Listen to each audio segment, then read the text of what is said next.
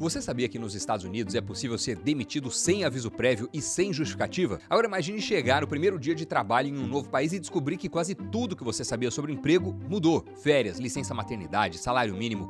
Quais são as regras para quem está chegando no mercado de trabalho americano, seja como empregador ou como funcionário?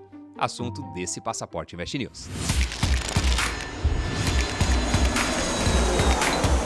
Olá, eu sou Doni Denútil, seja bem-vindo a mais um episódio da nossa série especial sobre mudança e vida nos Estados Unidos. Hoje vamos falar sobre como funciona o mercado de trabalho por aqui, seja você o contratante ou o funcionário. As regras são bem diferentes das que a gente conhece e a relação entre patrões e empregados é muito mais flexível e customizável. Nos Estados Unidos, muitas práticas comuns no Brasil simplesmente não existem. Não há carteira de trabalho, não tem 13º salário, aviso prévio obrigatório, garantia de vale transporte ou vale alimentação e nenhuma lei federal para cravar que você vai sim ter férias remuneradas. Ao contrário do Brasil, onde essas práticas são padronizadas pela consolidação das leis do trabalho, a CLT, nos Estados Unidos as regras variam amplamente entre os estados e são muito mais maleáveis. O conceito de employment at will, emprego à vontade, prevalece. Isso significa que em muitos estados, tanto empregadores quanto empregados têm a liberdade de encerrar a relação de trabalho a qualquer momento, sem necessidade de aviso prévio e sem qualquer justificativa.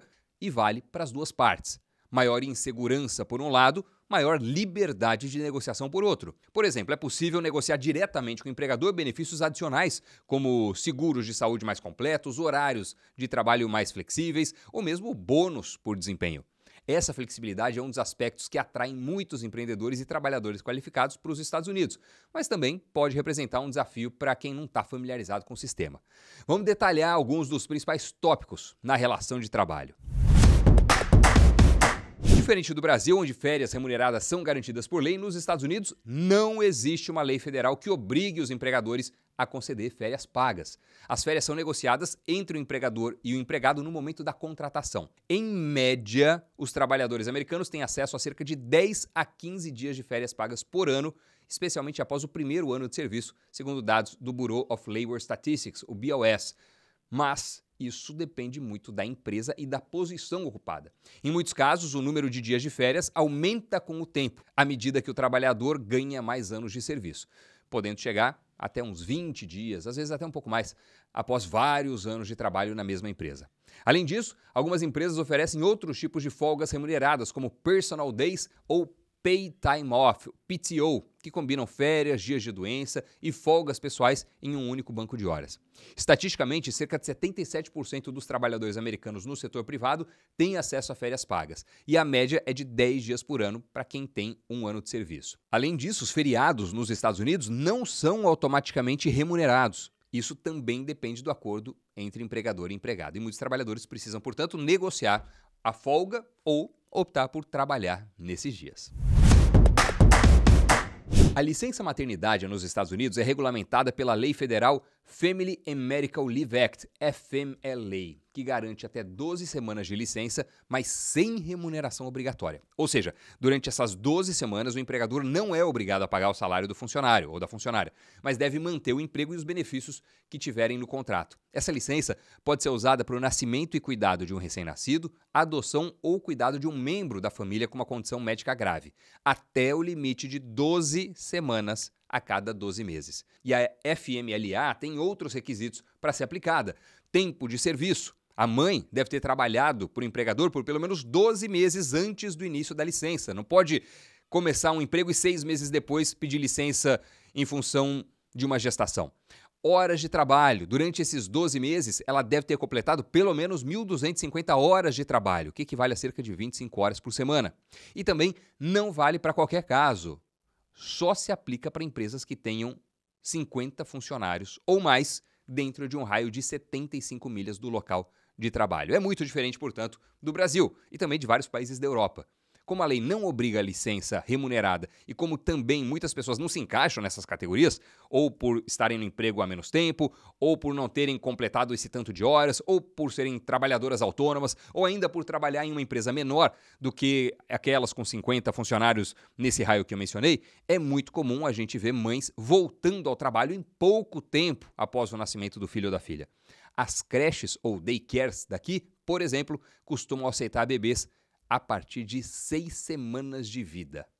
E tem vários que vão. Segundo dados oficiais do BLS, apenas 21% dos trabalhadores nos Estados Unidos têm acesso à licença maternidade paga. Nos estados que oferecem licenças remuneradas, casos de Califórnia, Nova York e Nova Jersey, por exemplo, as mães podem receber uma parte do salário durante a licença, que é financiada por impostos estaduais sobre a folha de pagamento. Portanto, dependendo do estado em que você está, as condições da licença maternidade podem variar. O sistema de previdência social nos Estados Unidos é conhecido como Social Security e funciona de uma maneira semelhante ao INSS no Brasil. O sistema é baseado em um modelo de repartição simples, onde as contribuições dos trabalhadores atuais financiam os benefícios dos aposentados. Os trabalhadores contribuem para o Social através de descontos em seus salários, e essas contribuições são obrigatórias. Aproximadamente 90% dos americanos com 65 anos ou mais recebem benefícios do Social Security.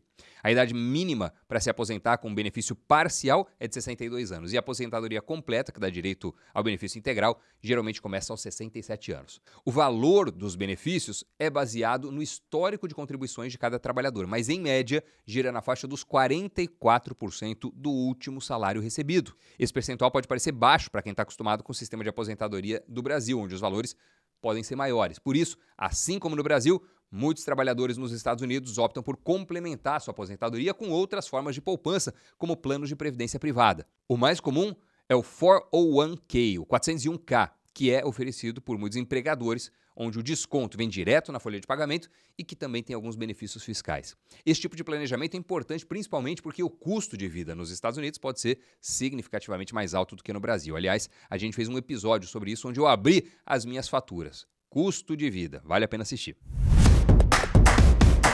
A questão da sindicalização é outro ponto que diferencia bastante o mercado de trabalho americano do brasileiro. Historicamente, os sindicatos foram muito fortes nos Estados Unidos, especialmente durante o século XX até os anos de 1970. Mas a filiação sindical, que aliás é voluntária, vem caindo para valer ao longo das últimas décadas. A flexibilidade do mercado de trabalho e a maior liberdade para negociações individuais têm contribuído para essa tendência. Em 1983, 20,1% dos trabalhadores americanos eram membros de sindicatos. Atualmente, a metade, 10%. Os sindicatos ainda desempenham um papel importante em algumas regiões, em algumas indústrias, como a automobilística, de serviços públicos, e participam em acordos que podem estabelecer, por exemplo, regras sobre horas extras, segurança no trabalho, até mesmo benefícios adicionais que não são exigidos por lei. Mas em muitas áreas, na maior parte delas, a presença sindical é mínima. O principal marco legal que define as regras gerais de trabalho nos Estados Unidos é o Fair Labor Standards Act, ou FLSA, uma lei federal que foi promulgada em 1938 e que estabelece, entre outras coisas, o salário mínimo, a idade mínima e a jornada de trabalho. Veja, ele não impõe uma jornada de trabalho mínima e nem máxima. Isso é entre patrão e empregado. O que ele faz é garantir que as horas extras sejam adequadamente compensadas. Como? Com uma regra. Qualquer trabalho realizado além de 40 horas semanais deve ser pago com um adicional de 50% sobre o valor da hora normal. Isso significa que se você ganha $20 por hora, qualquer hora trabalhada além das 40 horas semanais deve ser paga a $30 por hora. Agora, quantas horas se trabalha, quais dias, se é semana, sábado, domingo, feriado, quais horários, se tem e quando é o dia de folga, tudo isso é decidido entre as partes. A exceção é que alguns estados estabelecem um dia de folga por semana.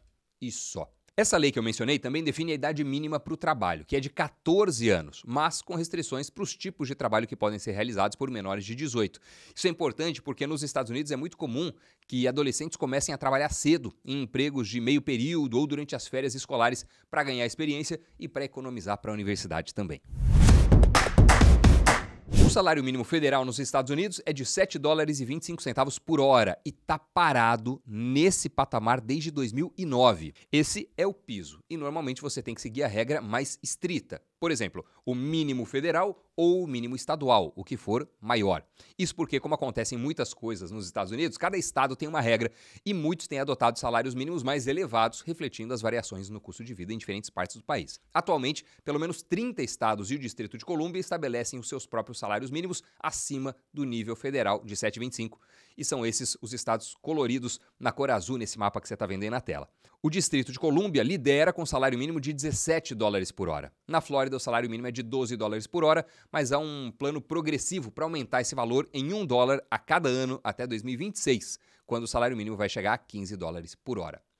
Alguns estados ainda têm o conceito de salário mínimo ajustado pela inflação, como a Califórnia, que corrige o seu mínimo com base em índices de preços para tentar manter o poder de compra. Além disso, há estados, esses que você está vendo aí na tela agora na cor laranja, que permitem que categorias específicas de trabalhadores recebam um salário abaixo do salário mínimo, tanto federal quanto estadual. Trabalhadores que recebem gorjeta, por exemplo, podem ser pagos com salário mínimo base menor, desde que as suas gorjetas somadas atinjam ou excedam o salário mínimo regular.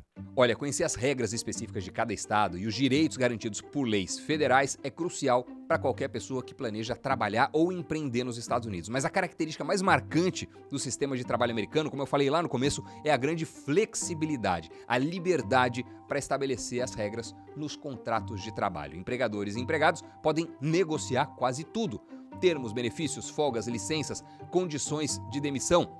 Essa liberdade aumenta drasticamente a fluidez do mercado de trabalho nos Estados Unidos. E vale para os dois lados. É muito mais fácil contratar e também muito mais fácil demitir. É muito mais fácil achar um emprego e também é muito mais fácil sair dele quando quiser. Um dos reflexos é que, somando dados federais e estaduais, a estimativa é de que os Estados Unidos tenham cerca de 100 mil casos trabalhistas por ano.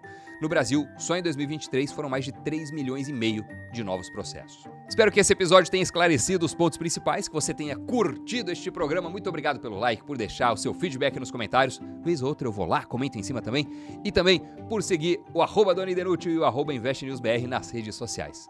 Até o próximo episódio, quando a gente carimba mais uma página do nosso Passaporte Invest News. Valeu, tchau!